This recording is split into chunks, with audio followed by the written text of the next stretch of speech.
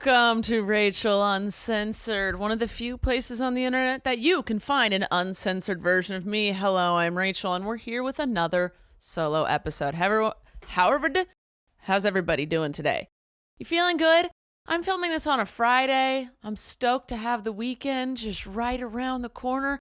I'm just 5 hours away from a weekend. Oh, goodness, I can taste it. I have seen, well, by the time you guys watch this or listen to this, it will be February. But what was with January? I mean, not even the political side of it, which was a fucking mess. Everyone in agreement just said January was the longest month ever. It went by so slow, which I'm not even actually that mad about. Because sometimes I wish time would slow down. I hate the times when we were like, oh my God, it's June already? I thought it was just Christmas.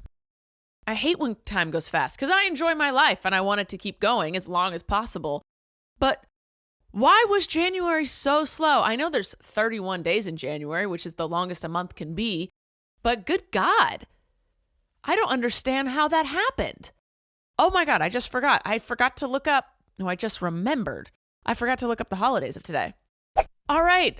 February 5th is National Chocolate Fondue Day. I never really got the whole fondue thing. People love dipping shit in melted cheese and melted chocolate. That sounds fine. I have had fun at the melting pot. But honestly, just seems like a big mess and really expensive for just kind of normal food. Maybe I haven't done it right. It's also National Shower with a Friend Day. We do that a lot in our group. We take baths together and showers together. I'm always in a bathing suit. Most of us are in bathing suits. There's a few of us in our group that are just like, if I don't know, they're drunk and they'll be drunk and they just take off their bathing suit and it's the least sexual thing in the world. It's just hilarious. But yeah, my friend group, a lot of us girls will just shower for like at a pool party or go to the beach or whatever. We'll just shower with each other afterwards. And we shower with our friends, guys. I keep my bathing suit on. And it's not sexual. But it's hilarious every time. It's also National Signing Day. Today, high school football players are eligible to commit to the college of their choice.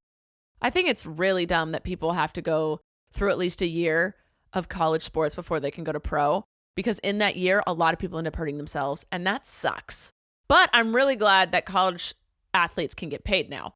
Because that was bullshit that for years they weren't getting paid. Fuck that.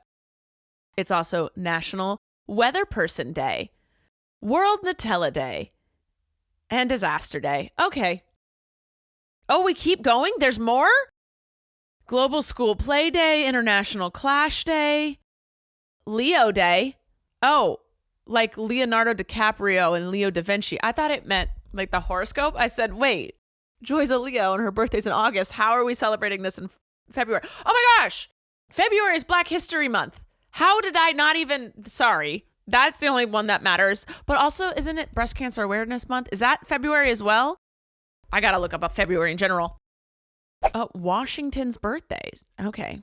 Valentine's Day. Why is Groundhog's Day? Why is it nothing saying the big things? February is Heart Health Month. Okay, I had to literally search when is Black History Month for it to tell me that it's February. I knew that it was February. I just needed to double check because I really don't want to say that wrong on the internet. But I had to literally search it. When I type in February holidays, it doesn't say anything. Okay, what about Breast Cancer Awareness Month? Who's calling me? My baby! Hold on. Oh, that's October. Never mind. One sec, baby. Oh my God, Abby. Sorry, also, what? So many things. Breast Cancer Awareness Month is October. I should have known that because the football players wear all the pink things, and that's in October. And then also, Abby just called me. She got called in for jury duty. And so she went to show up today, and they immediately dismissed her. So she called me, and we're going to go to the outlets after this and get myself some athletic clothing because God darn it, I didn't know if I wanted to swear just now. Did I want to say God damn it or gosh darn it?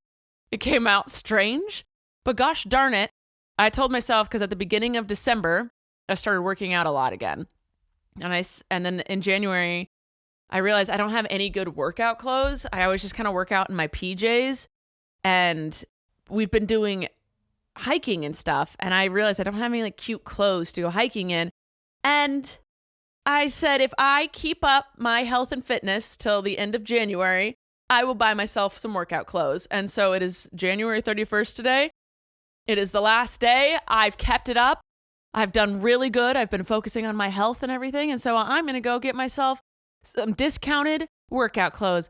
And okay, on my average day, I dress. God, I can't talk today. I apologize. On an average day, I dress a little more mask. I don't think anyone would classify me as femme, but on the average day, I think people would say, stud, stem, mask in that area. Sure, chapstick. I don't care. However you want to classify me.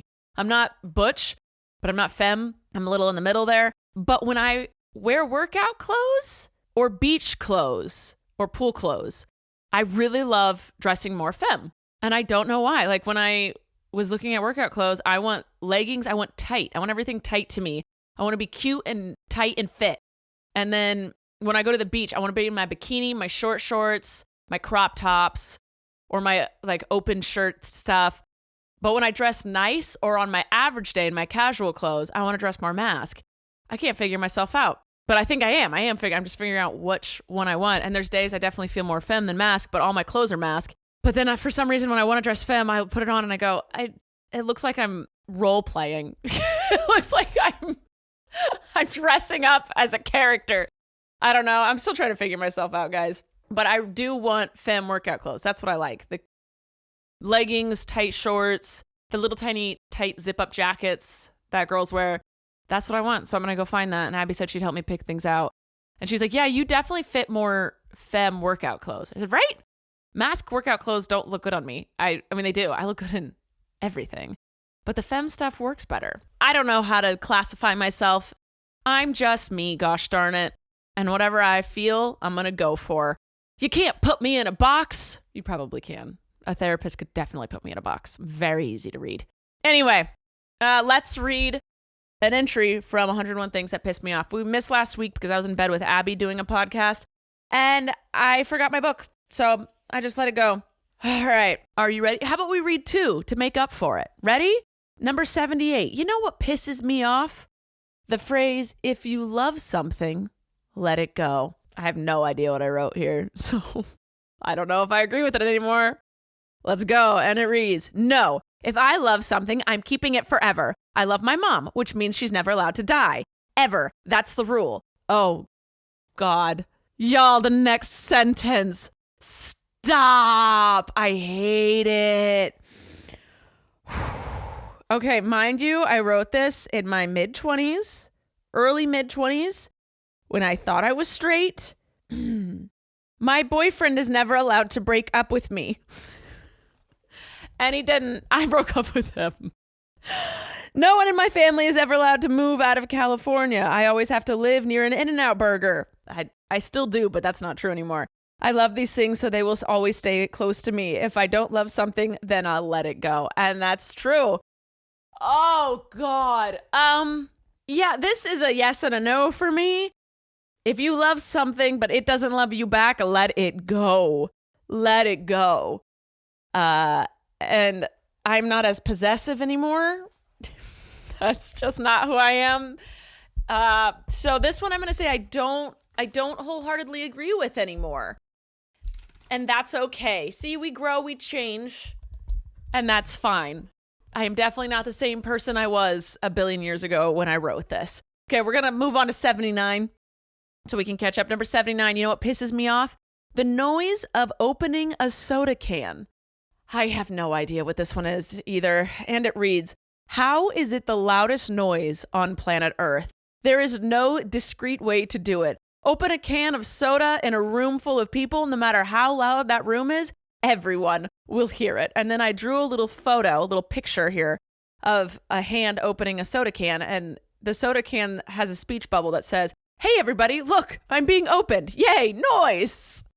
This no longer pisses me off. I'm okay if people hear me opening my soda can. I don't find that an issue in my life anymore, but at one point, apparently, it was a massive issue that really bummed me out. Oh, you know what it was? I used to drink Monsters all the time. I was always drinking the green Monster, the original like black and green Monster, not the sugar-free stuff, not the 0-calorie stuff nowadays. It was the big black and green cans. People used to come to shows and give me them. I loved those. I couldn't function without those. And because I used to tour with Colleen and we would not sleep. We'd fly into a city, rent a car, drive to a theater, perform, drive to a hotel, spend the night, the next day get up, drive many hours to a new theater, do sound check, perform, go to sleep, drive. We just didn't stop. And so I needed those Monsters to stay awake. And I remember it would be during sound check or performance, I'd be dying. I need to open one up, but they're so loud that I couldn't open it during a show, or I would do it when everyone was clapping and I'd try and do it oh God, it was a mess. So this is no longer a burden to me. I don't drink cans of soda very much anymore. Every once in a while, I'll treat myself to a sun-kissed zero. Whew, I'm living wild, y'all. But other than that, a good Olipop. I do love an Olipop. Those are great. But yeah, I'm okay. Home Chef. Home Chef is our sponsor for today. The holiday season is over, but the cold weather is definitely sticking around. Luckily, Home Chef is delivering healthy new recipes and your favorite comfort foods to help you stay cozy, and you never have to leave your house.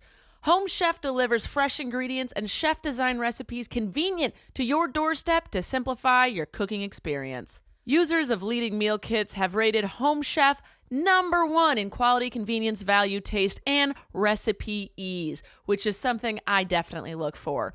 They have over 30 options a week and serve a variety of dietary needs. Plus, it's economical. Home Chef customers save an average of $86 per month on groceries, which is a big deal with the price of groceries right now.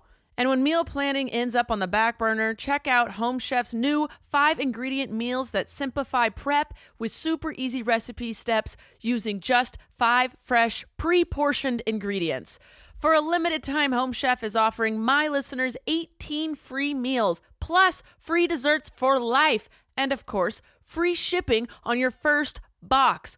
Go to homechef.com/Rachel. That's homechef.com/Rachel for 18 free meals and free dessert for life. Homechef.com/Rachel. You must be an active subscriber to receive the free dessert. All right, this is just going to be a quick little episode because I got some outlets to go to. So we're going to hit up a little Am I the Asshole? I haven't done this in a couple weeks, I think. So I haven't looked any of these up. We're just going for it. And the title of this first one, I got something on my tongue, man. The title of this first one, is Am I the Asshole for Throwing My Wife's Pillow Out of the Room? I mean, I would say yes. Who gives you to throw it out of the room? But let's read. Last night, when getting ready for bed, I tried taking a picture of how my wife was laying in the bed to show her how little space I had. She made a joke of it and hid under the blankets. We have a king-size bed, have a toddler that sleeps between us, and my wife keeps a pillow between her and the toddler. I was trying to show my wife that her and her pillow already took up half the bed, leaving me with little to no space, especially once our toddler laid down. Okay, I get it.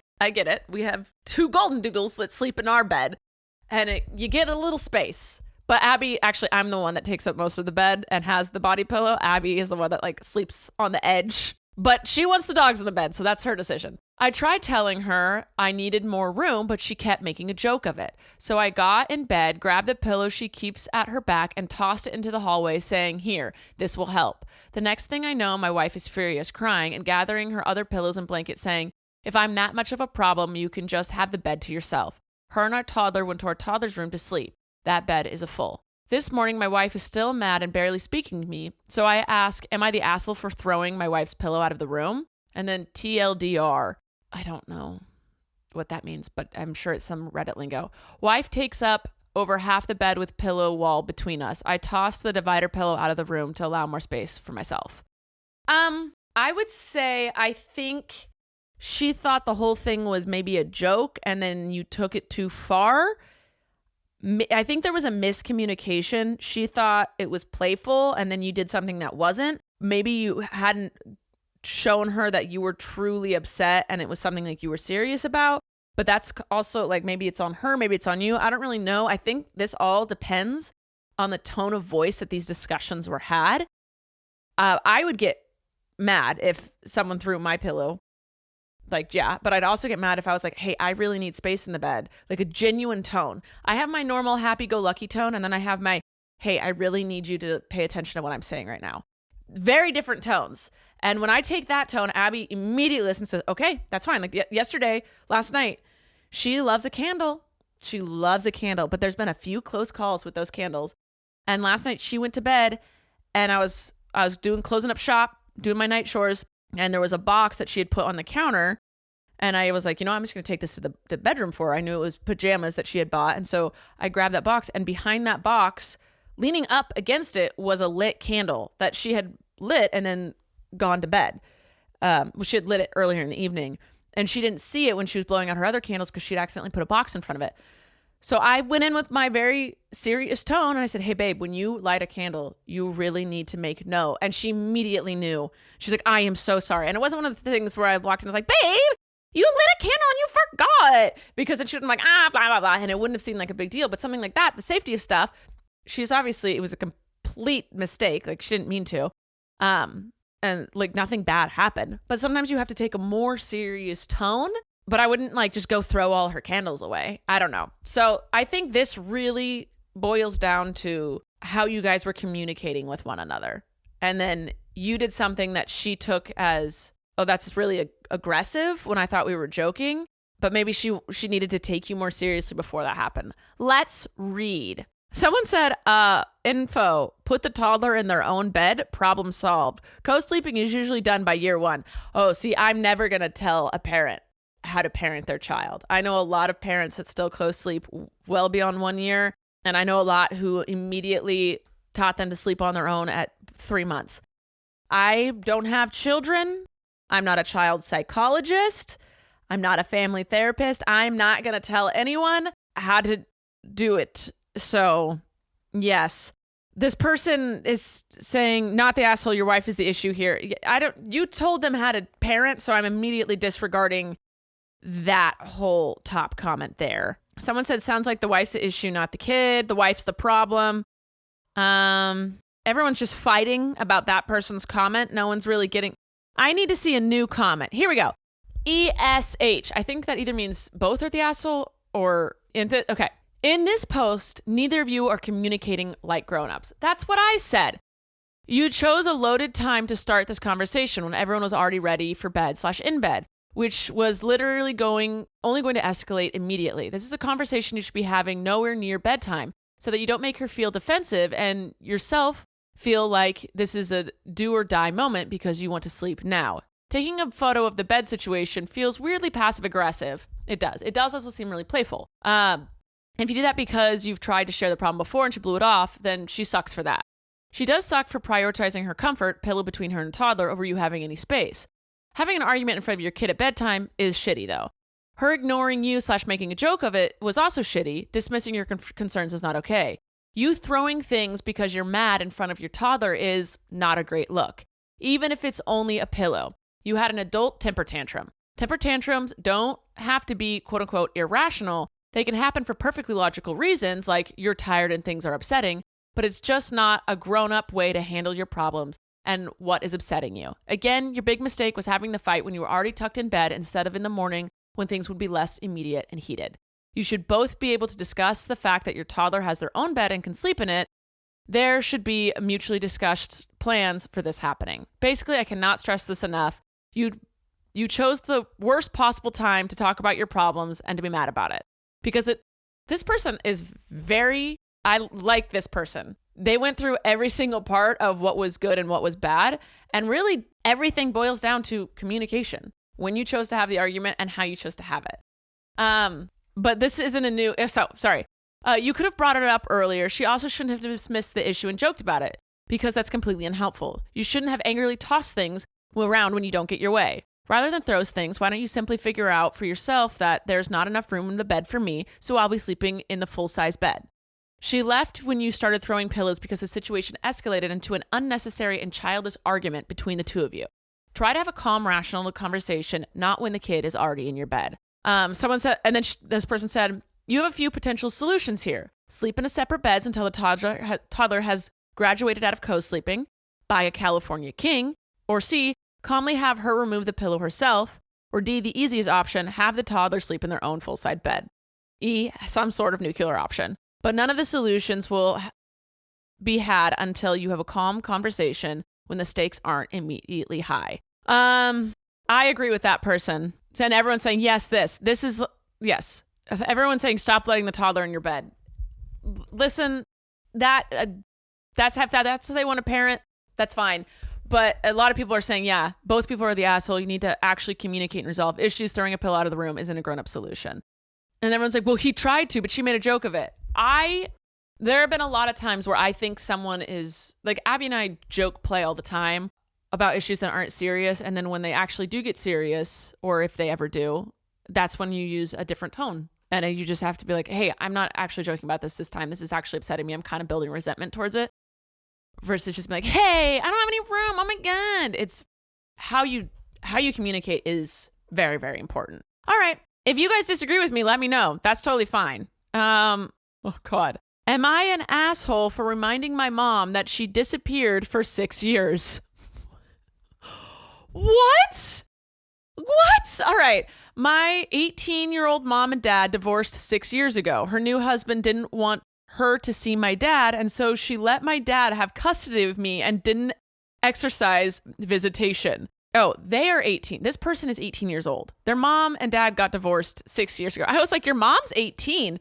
No, my 18. So this person is 18. Their mom and dad divorced 6 years ago. Okay. Oh my God.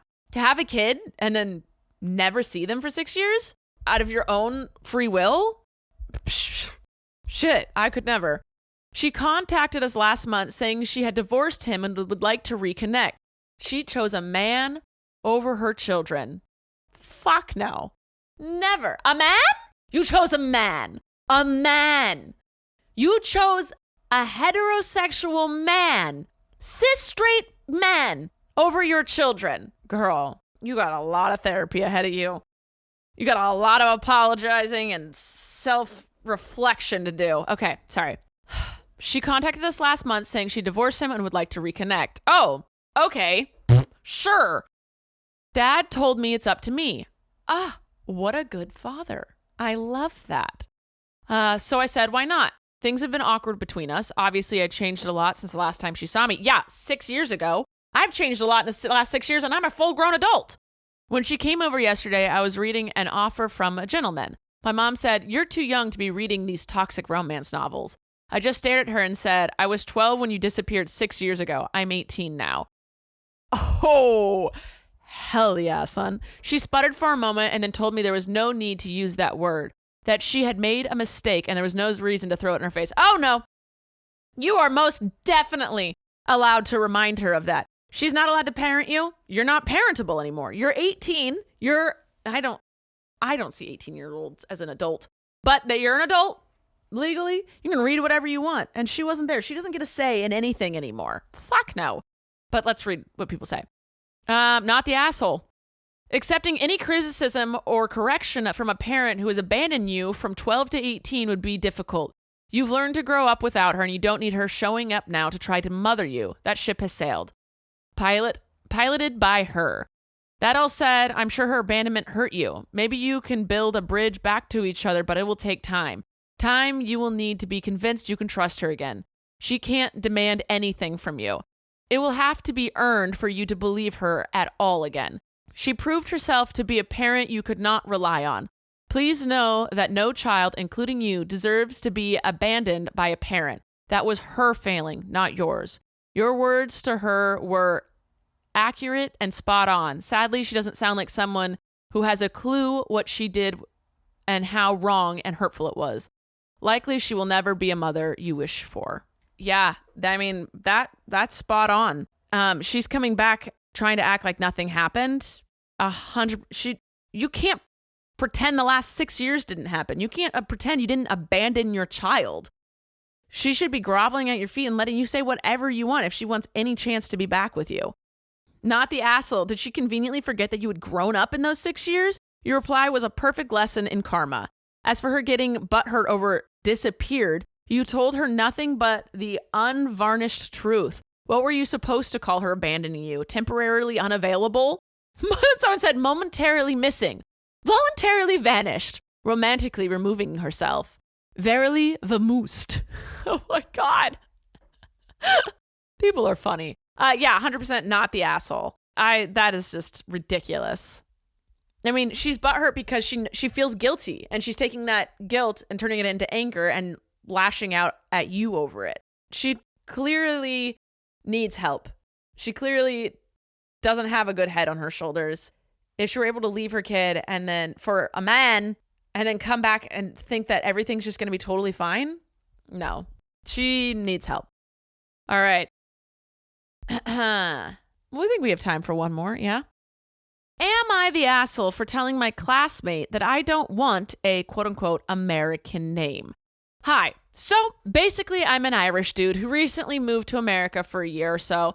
And basically, when I introduced myself to my new American classmates, they all decided that my name, I'm not going to be able to pronounce this, but that's my problem, not yours. Kieran, is too hard to spell/pronounce. So they all collectively decided to give me an American name. Practically everyone has started to call me Connor instead of my actual name, and it started to piss me off. I have told them many a time that I don't actually mind if they pronounce, spell/remember it wrong, just as long as they're calling me by my actual name. Then even a few of the teachers started calling me Connor, and I got a little pissed and tell everybody if they could please just call me, I want to say it's Syrian, as polite as I possibly can. Everyone told me I was being dramatic. Oh, no, they're in the wrong. Nope, you're not being dramatic. That is your given name, and that's a name you want to be referred to as. That is not only your given name, but the name that you choose. That is what people should be referring to you as. Hell no. Nope. My roommate in college, Ka'u Kaylin Kiyomi, she used to make, she was Hawaiian, and she used to have me Kaylin Ka'u Anui Nui Kiyomi Kuatsu. She had me stay up and learn how to pronounce her name, her full name. And her first name is Kaylin, but she goes by Ka'u. And I was like, why do you go by Ka'u? And she goes, well, Ka'u is my Hawaiian name, but Kaylin is my mainland name. My parents gave all of us kids a mainland name so that people would actually be able to pronounce it. And I was like, do you want to be called Kaylin? She's like, no, I want to be called Ka'u. I was like, okay. And she goes, my name is Kaylin Ka'u Anui Nui Kiyomi Kuatsu. And I said, okay, let me figure that one out. And so she sat and she taught me how to say her full name because that's what she wanted to be called. That was her name. And this was back when I was not the smartest woke human being on the planet. I'm still not the smartest or the most woke. I'm more woke and smart than I am now than I was then. Not the smartest still, but mindful, aware, maybe a little bit more, still not perfect by any means. But I knew my roommate wanted to be called her name. So I called her. I learned how to say her whole name. And so that's not being dramatic. If someone started calling me, actually, I don't give a fuck what people call me, but I've never had an issue because my name's Rachel. It's very common. It's easy to spell. It's easy to pronounce. Everyone fucking knows it. So I've never had an issue with it. When I go to Mexico and I say my name's Rachel, they go, Raquel. I'm like, sure, because that's what it is in Spanish. But if I did care and I said, please pronounce it Rachel, then that's my right. And that's not being dramatic. Okay. Anyway, I'm going back to this. Everyone told me I was being dramatic and have started to call me even other names just to annoy me, like Caleb, Cade, every time I bring up wanting to be called my actual name, and they all roll their eyes and give me snarky comments. Of course, I do like my classmates and they're all nice. No, it's not nice to call someone something when they specifically ask you not to. But it does slightly piss me off. Am I being overdramatic, or do I have a fair point? 100% you have a fair point. Your classmates are being assholes because they feel stupid that they can't pronounce your name. They're prioritizing their comfort over yours. You don't like being called a different name, but they don't like that they can't figure out how to pronounce your name, and they feel dumb. And that's on them. That is not your problem. You can be like, I will help you figure it out. Honestly, if I was you, I would talk to my teachers privately and be like, please call me by my correct name. And if your teachers still don't, I would take it up with the principal. And then I would seriously, I would be like, guys, I'm not answering to any other name but my own. So please stop. If you would like help learning how to say my name, I am happy to help you, but I will not be responding to any other name. And don't. I just would stop until don't give them a reaction. Don't get upset. Don't do anything. Just make it so it's frustrating for them to not call you by your actual name. The top comment is, not the asshole, they are being ridiculous. That is the name that I gave my child, and not only did people easily figure it out, but we met lots of other people with the same name in the US. No one gets to rename you. There is no such thing as an American name. What they are doing is disrespectful and offensive. People can learn a new name. It's not that hard. Now my daughter has a name that really baffles Americans, but there is I don't know how to say it, a Simihu in it. Simihu. Guys, I wish I was smarter. She says her name, people ask her to spell it, and she's like, yeah, that's not going to help, LOL. But they still learn it. It also opens up a lot of cool conversations. When we were in Hawaii, some older ladies asked her about her name, and she started explaining Simhus. Well, I'm looking that up. It's an echo. What? I don't know. And anyway, she gets to explain it's an Irish language. And anyway, it just sparked a conversation. Yeah, so your friends are assholes, basically. They're not nice. They're being dicks. If you, again, communication and how you say it matters a lot. And I think you need to tell your teachers, not to like tattle on your friends, but just be like, hey, the teachers that did call you Connor, be like, hey, that's not my name. I'm really proud of my heritage. And I need you to say my actual name. If you have a hard time with that, I'd love to teach you how, or call me by my last name, whatever. But yeah, you're not the asshole. You're not being dramatic, and don't let anyone gaslight you into thinking that you are. So there's that. All right, guys, I think that's enough for today. Solo episodes are always short. I love you guys. Thanks for tuning in. Thanks for being here with me. I love you lots. I think Joy is going to be on the next episode. If you got any questions, questions or things for Joy, please let me know down below. I love you all, and I will see you next time. Happy February. Happy Black History Month. Took us a while to figure that one out. I just wanted to make sure, okay? Again, I'm not the smartest, but I'm trying. I love y'all. I'll see you later. Bye. Thank you for listening to this episode of Rachel Uncensored, the only place on the internet where you can find the uncensored version of me, Rachel Ballinger. I hope you enjoyed. If you did, please like, subscribe, or follow, or do whatever this platform tells you to do so that you can get notified every time I post a new episode. Love ya!